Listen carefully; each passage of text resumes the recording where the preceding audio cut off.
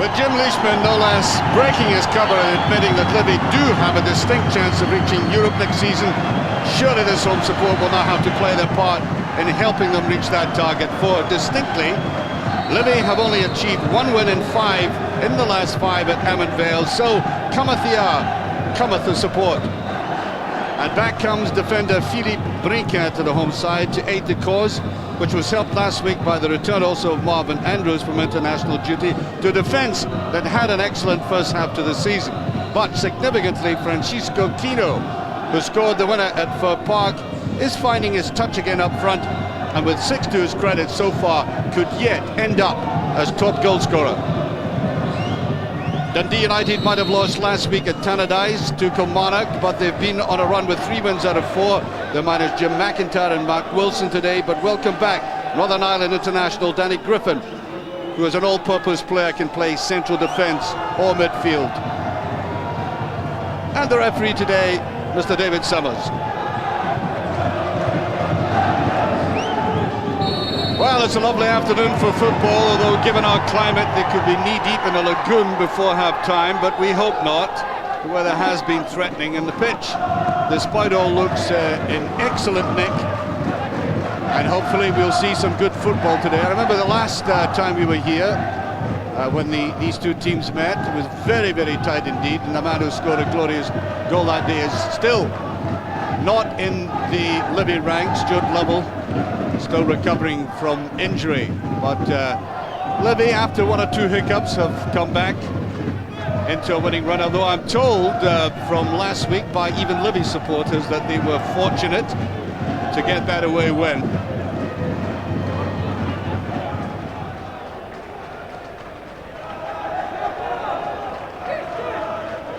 I thought that came off Bingham's thigh last. Fernandez.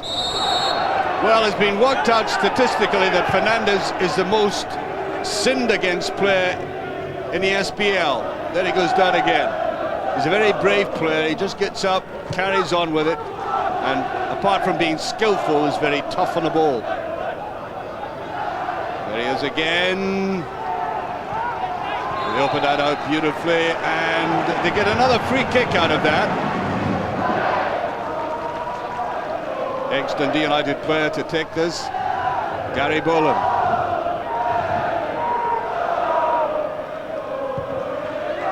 God, very, very poor for a man with a tremendous shot. There was a little bit of a deflection there. Quino got behind it. Didn't hit it all that well, but the deflection might have confused the goalkeeper, but he kept his eye on the ball. Yeah, disappointed last week, I'm sure. If he had 4 wins out of 4, he would have been, I think, sailing towards that top 6, but now he's really got to try and avoid defeat today. Now, what can the Frenchman do from the back? Lacking just a little bit of support. He's been down heavily, but the referee is waving play on.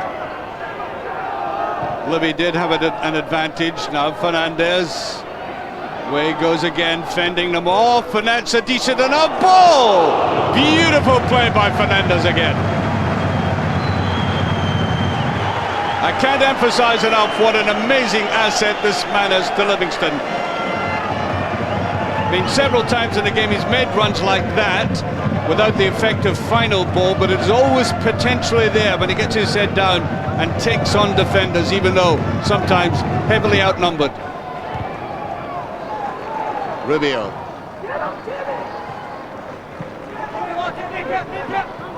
Oh, that's picked up by Lowndes. Oh, that, I think, is a free kick. It might even be a booking, unless the referee is in a fairly charitable mood, which I think he is. Let's just say it'll be the final warning.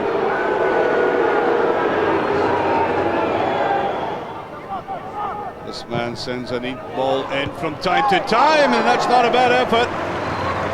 But Quino was up for it again. Marvin Andrews had come forward, and Quino getting in just before him. He was lying at the back there waiting for it.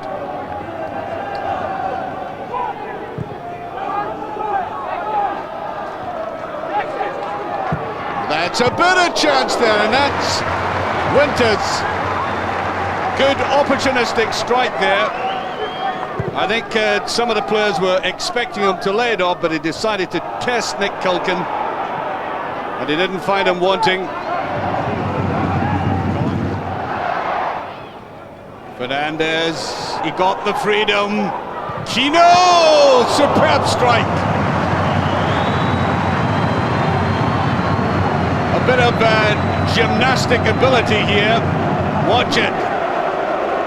There's no player near him, so it was perfectly legitimate to have a goal like that, and that would have been one of the most spectacular goals of the season had it gone in. I think it almost caught Paul Gallagher by surprise.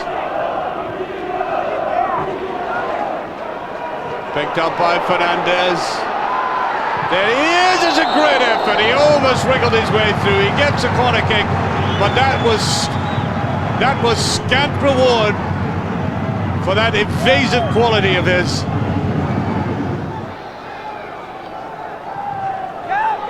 It's wide, there's a header at goal, and Rubio. Oh dear, oh dear, oh dear. He says to himself, or something like that, for a chance that he ought to have put in the back of the net.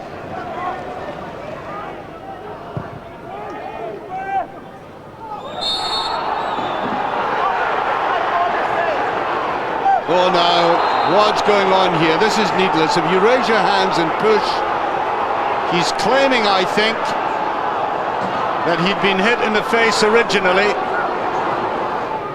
Oh, but Thompson is going to be booked here.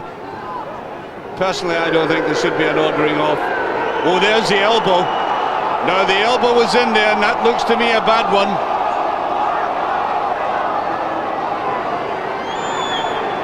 Well, the very genial man can sometimes erupt, I can tell you. I'm not too happy about that. There's the curl in it, and it's just off the underside of the crossbar. Back it goes again, and I think a free kick. Tremendous effort, the closest in the game so far. Watch the free kick coming in. Out it went there, and off the underside of the bar.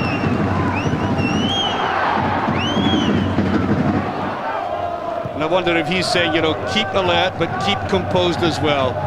He's old enough and wise enough to realise that that is the advice he'll have to impart to his players. And so will Jim Leishman. Fiery into this half, and maybe coming, as that whistle now does, they can get into the dressing room and cool down just a little bit. He's been the star of the afternoon so far, albeit he was booked in the end with that flurry of bookings.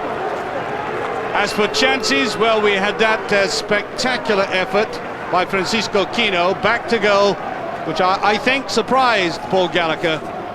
And then towards the end, that amazing effort by Winters that just came off the underside of the bar. And meanwhile, I suppose there will be a debate about whether that elbowing should have produced a red card or not, which means that this second half could be rather fiery. Half-time score, Livy 0, Dundee United 0.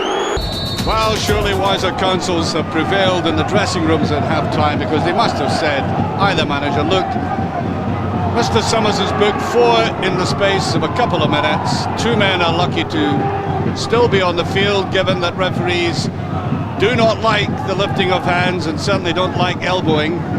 So if you step out of line, a red card is inevitable.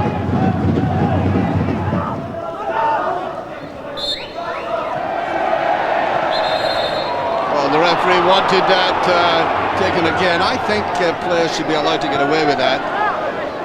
To take it quickly enough, try and catch the opposition unawares. Well, Boland came up for it and distracted the goalkeeper.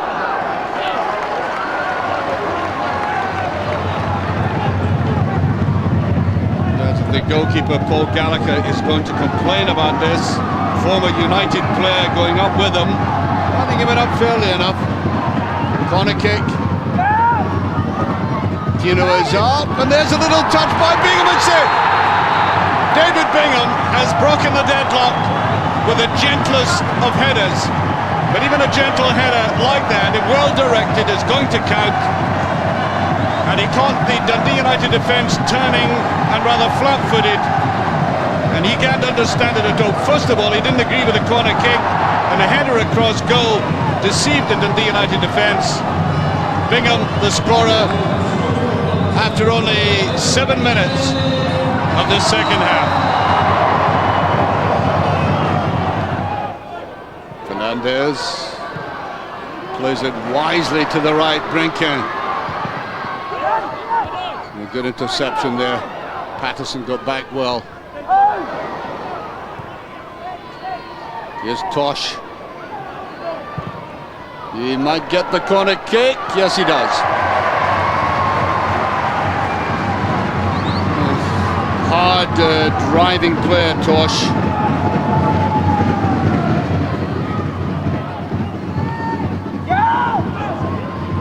Up goes Andrews again. Here's Tosh with it. All underneath it, and I think put off by the onrushing defenders.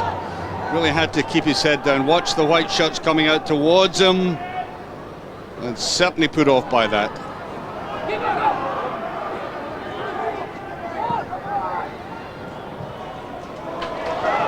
Lily.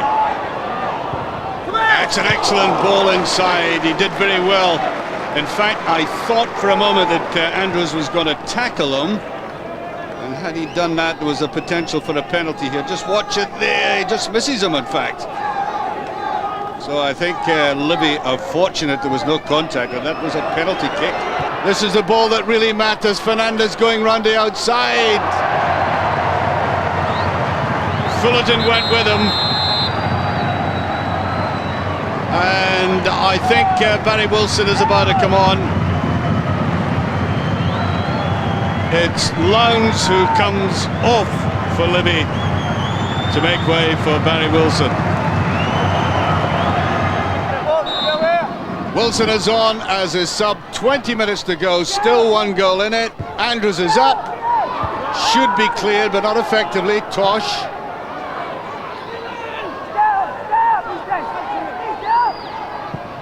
Goes for that bending ball inside, Patterson clearing.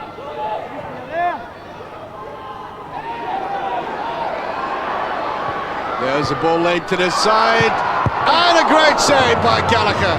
Tosh coming in again. Neat little 1-2 play, stretching the goalkeeper.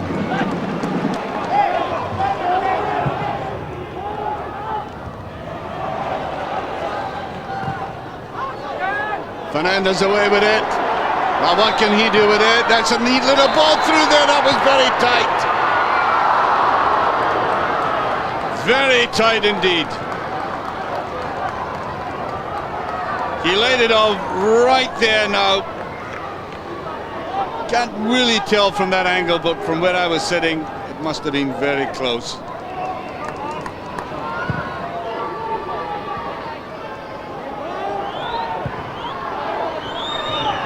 Kino. Brinken's onside. Fernandez tries to curl it in. And this time he wasn't going to follow the familiar pattern of going at the defence. He just wanted to curl that away, but well watched by Gallagher.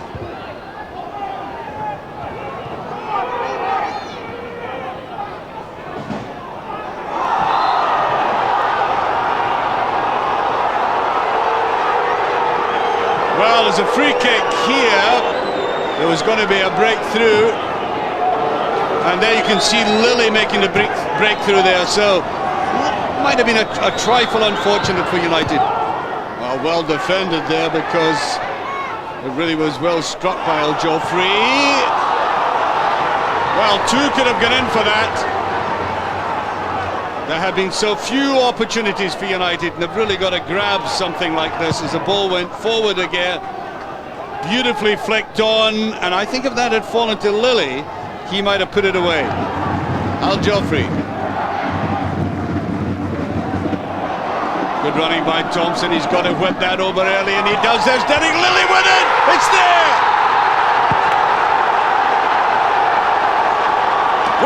Lilly's substitution has changed the day for United. They really have been subdued for most of this half, but as I said earlier, only one goal in it, anything can happen, and now Livingston must regret the missed chances that came to them in the second half. One each with, I make it, 6 minutes remaining. And this second half has been salvaged, and I think one particular man has made such an influence, and that was Derek Lilly. Not just in the goal he scored, but the way he led the line since coming on. Rankin. Way by Laughlin. Thompson making the break.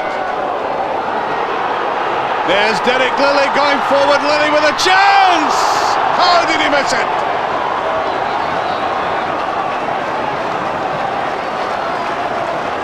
I think he was thinking about which spot do I find in the net? Well, none did he find.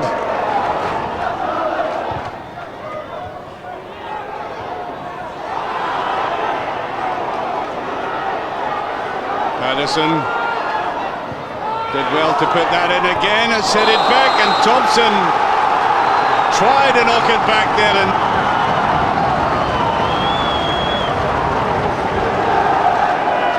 this might be the last chance of the game. Was stretching into extra time, and that is just taken away.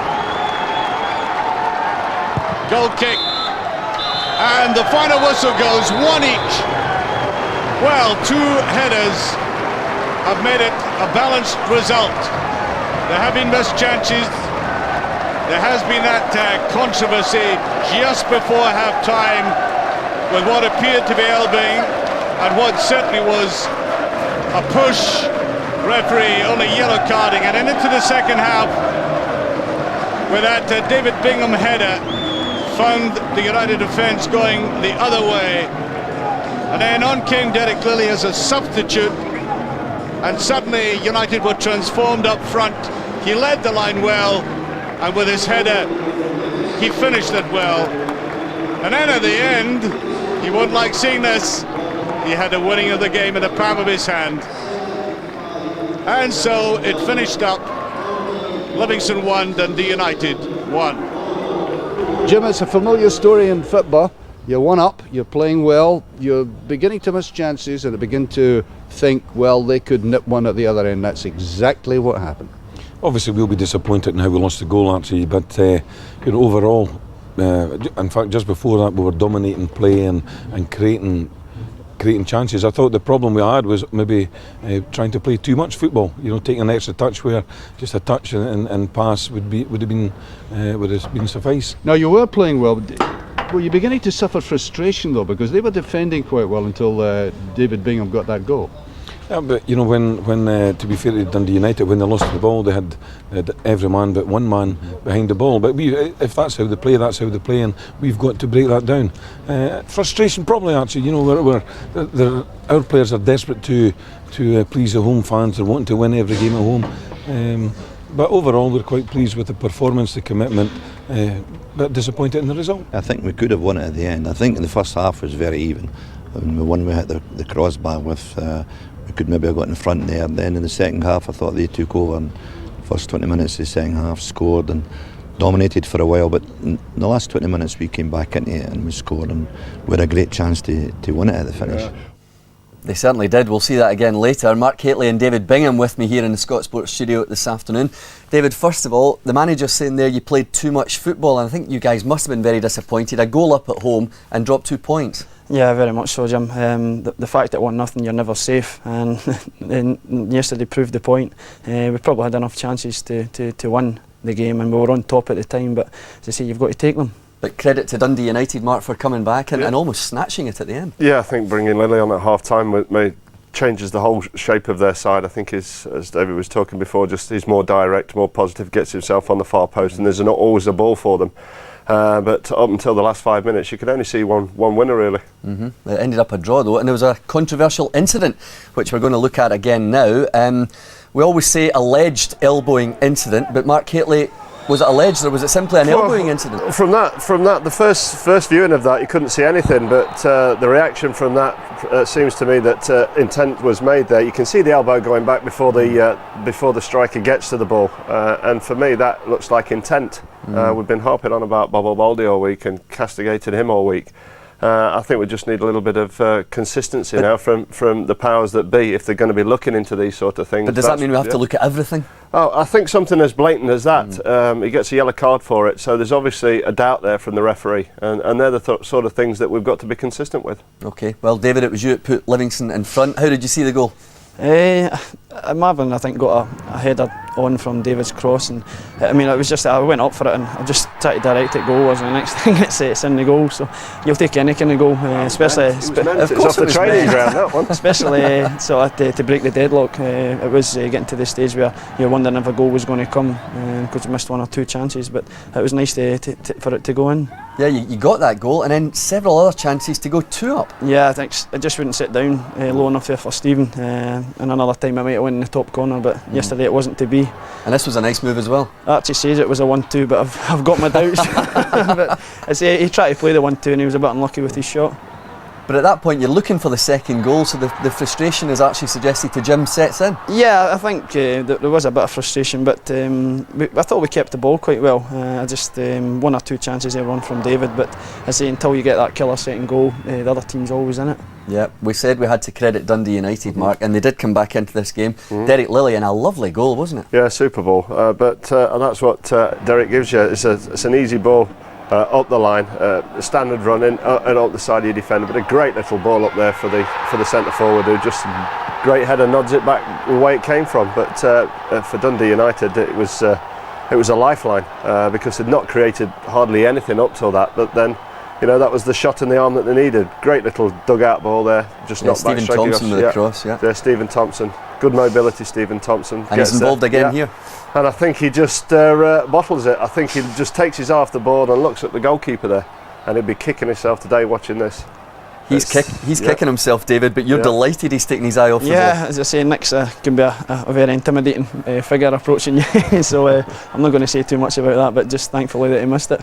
Yeah, just on the basis of that, Mark, I thought 1-1 was probably fair. I think so. I think Livingston had the majority of possession, had all the good play, had a fair few efforts, but the last 5 minutes, you know, it could have gone all wrong for them really, because there was a header just after that Dundee United missed and could have lost all 3 points. And finally last week, David, I heard someone at Livingston saying that you might have a chance of qualifying for Europe, because all season it's been, oh yeah, we just want the top 6, but suddenly 3rd place is a reality. Well, it appears so with the position that we're in, but there's still a lot of hard games to go. Oh, listen to him, Mark. Listen to him. But at the end of the day, we're in a good position, and as I say, we can, as you say, if we do it, it'll be down to us. If we don't, it'll be down to us as well. But hopefully, we'll be there at the end of the season. They're in a very good position. Fantastic position. They're in 3rd place, 6 points clear with the game in hand. Aberdeen drawing yesterday at home, so it's all there for them. And what struck me about your pitch yesterday, David, it's in fantastic condition, and you look around the rest of the SPL and at Hampden on Tuesday and Wednesday night, terrible. Yeah, I think during the summer a new pitch was put down when they got the undercell heating, and as you say, it stood up really well, and there is usually a lot of rain in Livingston, but it's testament to the ground staff that they keep them in such good condition. That must help the players, Mark. Absolutely, it's that tropical climate over the east.